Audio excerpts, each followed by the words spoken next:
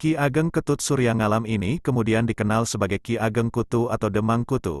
Daerah yang menjadi tempat tinggal Ki Ageng Kutu dinamakan Kutu, yang kemudian menciptakan sebuah seni barongan, yang kemudian disebut reog. Reog tidak lain merupakan artikulasi kritik simbolik Ki Ageng Kutu terhadap Raja Majapahit, disimbolkan dengan kepala harimau, yang ditundukkan dengan rayuan seorang perempuan atau putri campa, disimbolkan dengan dadak merak. Dan Ki Ageng Kutu sendiri disimbolkan sebagai Pujangga Anom atau sering disebut sebagai Bujang Ganong, yang bijaksana walaupun berwajah buruk.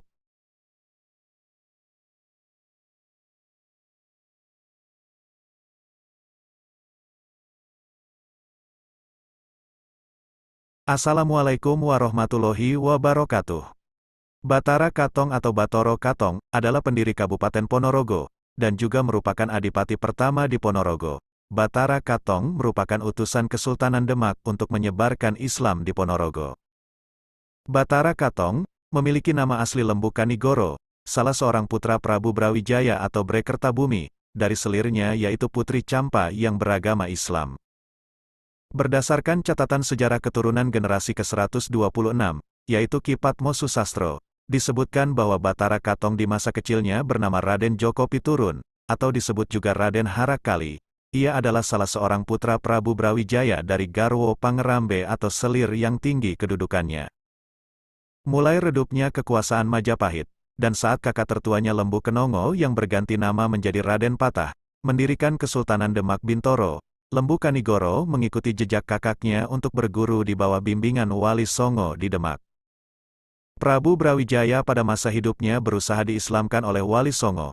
Para wali tersebut membujuk Prabu Brawijaya dengan menawarkan seorang putri campa yang beragama Islam untuk menjadi istrinya. Walaupun kemudian Prabu Brawijaya sendiri gagal untuk diislamkan, tetapi perkawinannya dengan putri campa mengakibatkan meruncingnya konflik politik di Majapahit. Diperistrinya putri campa oleh Prabu Brawijaya, memunculkan reaksi protes dari elit istana yang lain, sebagaimana dilakukan oleh seorang punggawanya bernama Pujangga Anom Ketut Suryangalam, yang kemudian dikenal sebagai Ki Ageng Kutu. Pujangga Anom keluar dari Majapahit, dan membangun peradaban baru di Tenggara Gunung Lawu sampai lereng barat Gunung Wilis, yang kemudian dikenal dengan nama Wengker atau Ponorogo saat ini. Ki Ageng Ketut Suryangalam ini kemudian dikenal sebagai Ki Ageng Kutu atau Demang Kutu. Daerah yang menjadi tempat tinggal Ki Ageng Kutu dinamakan Kutu, yang kemudian menciptakan sebuah seni barongan, yang kemudian disebut reog. Reog tidak lain merupakan artikulasi kritik simbolik Ki Ageng Kutu terhadap Raja Majapahit, disimbolkan dengan kepala harimau, yang ditundukkan dengan rayuan seorang perempuan atau putri campa, disimbolkan dengan dadak merak. Dan Ki Ageng Kutu sendiri disimbolkan sebagai Pujangga Anom atau sering disebut sebagai Bujang Ganong, yang bijaksana walaupun berwajah buruk. Upaya Ki Ageng Kutu untuk memperkuat basis di Ponorogo atau Wengker, dianggap sebagai ancaman oleh kekuasaan Majapahit dan Kadipaten Demak. Sunan Kalijaga, bersama muridnya Kiai Muslim, atau Ki Ageng Mirah, mencoba melakukan investigasi terhadap keadaan Ponorogo, dan mencermati kekuatan-kekuatan yang paling berpengaruh di Ponorogo. Dan mereka menemukan Demang Kutu sebagai penguasa paling berpengaruh saat itu, demi menjaga martabat Majapahit dan kepentingan ekspansi penyebaran agama Islam. Maka Prabu Brawijaya kelima memerintahkan putranya untuk mengatasi upaya pemberontakan tersebut, sebelum meluas kemana-mana, yakni Raden Joko Piturun atau yang kemudian dikenal luas dengan Batara Katong. Akhirnya berangkatlah Raden Joko Piturun menuju daerah Wengker, untuk menemui Kiai Ageng Kutu dan menyarankan untuk menyerah kepada Majapahit. Dengan hati yang teguh Kiai Ageng Kutu tetap kukuh dengan pendiriannya, dan merasa bahwa dirinya tidak bersalah dalam hal ini. Dan mengatakan, saya berkata benar apa adanya, tanpa mengurangi hormat saya kepada Sang Prabu, bahwa saya tetap berpendapat bahwa Sang Prabu menjadi lemah dalam bertindak, dikarenakan pengaruh dari para istri-istrinya. Akhirnya Raden Joko Piturun memutuskan untuk segera menyerang daerah tersebut, dikarenakan kala jauhnya perbedaan pengalaman dan kesaktian, serta masuk di wilayah musuh, maka Raden Joko Piturun dipaksa harus mundur dari peperangan tersebut. Kemudian dalam perjalanan mundur dari perang tersebut, Raden Joko Piturun bertemu dengan salah satu ulama yang bernama Kiai Ageng Mirah, yang ternyata adalah murid dari Sunan Kalijaga. Akhirnya beliau berguru kepada Kiai Ageng Mirah, sambil mengistirahatkan pasukannya dan menunggu bala bantuan datang. Dalam pembahasan masalah kegagalan perang tersebut, Kiai Ageng Mirah menyarankan Raden Jaka Piturun agar menemui Ki Ageng Kutu dan menyatakan menyerah dan meminta maaf atas kesalahannya, serta memohon agar Ki Ageng Kutu mau mengangkatnya sebagai menantu sebagai bukti bersatunya dua kubu.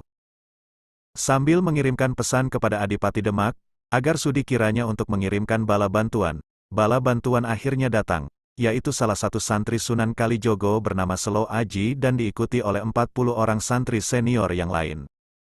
Setelah menikah, agak beberapa lama akhirnya Raden Joko Piturun merayu istrinya, agar diambilkan pusaka milik ayahandanya, dengan alasan karena beliau ingin melihat dari dekat dan memegang pusaka tersebut, yang bernama Kiai Korowelang, karena pusaka tersebut yang menjadi andalan Ki Ageng Kutu.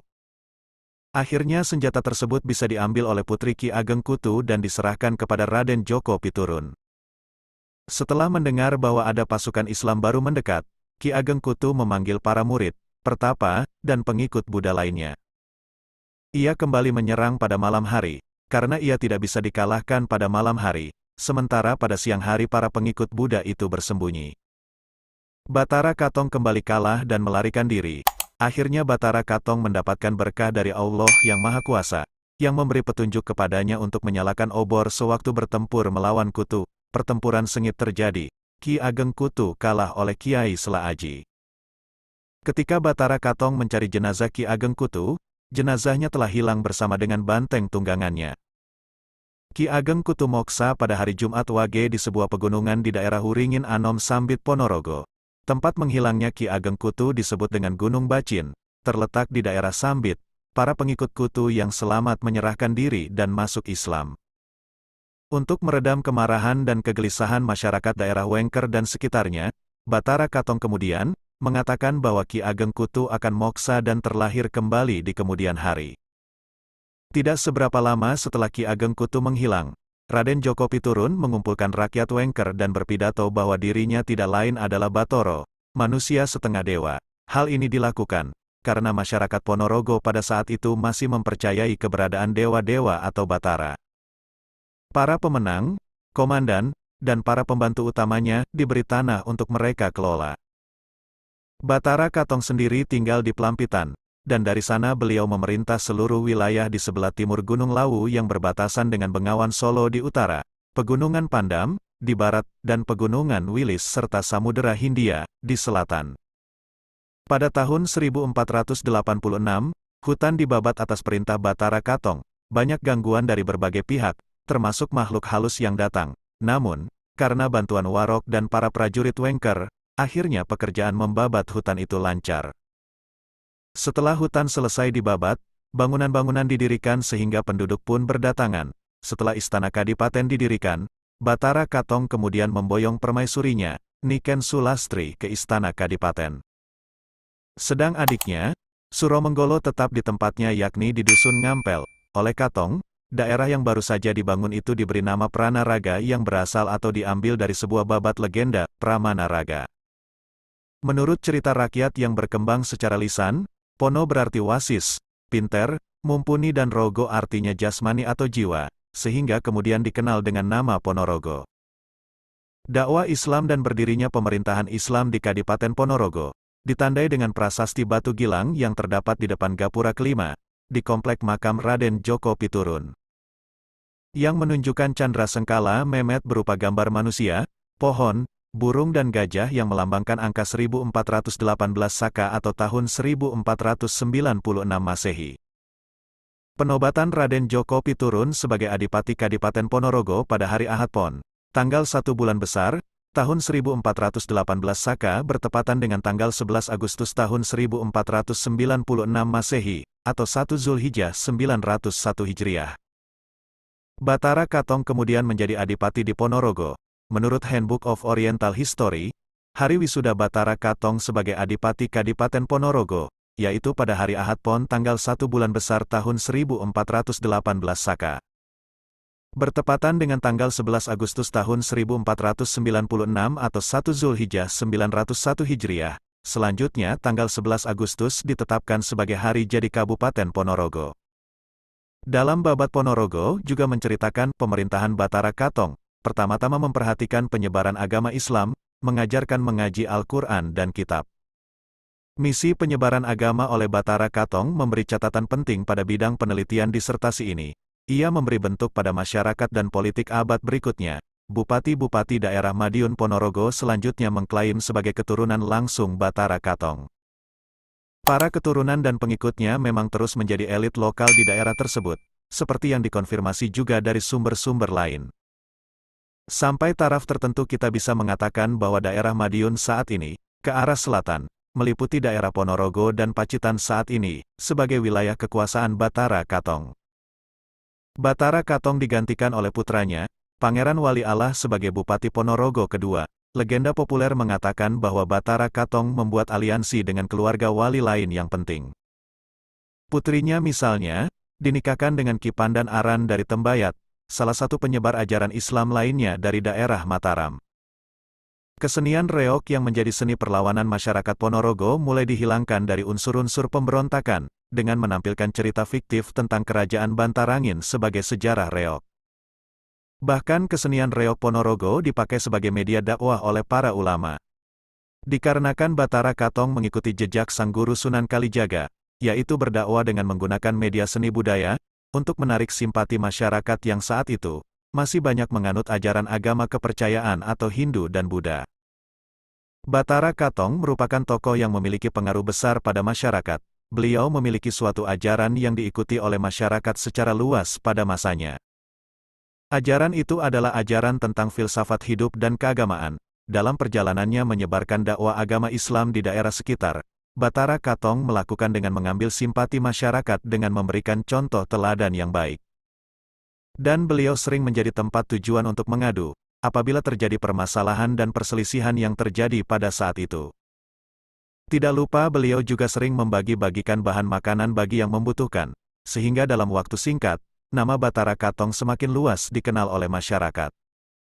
Batara Katong pertama-tama memperhatikan penyebaran agama Islam, mengajarkan mengaji Al-Quran dan kitab.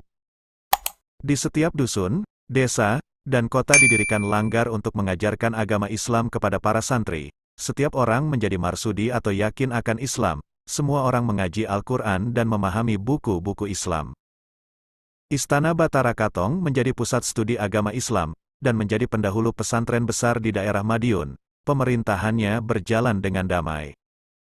Cukup sekian kisah singkat dari Batara Katong kali ini. Terima kasih kami ucapkan kepada Anda yang telah menonton. Salam hangat dari kami. Wassalam.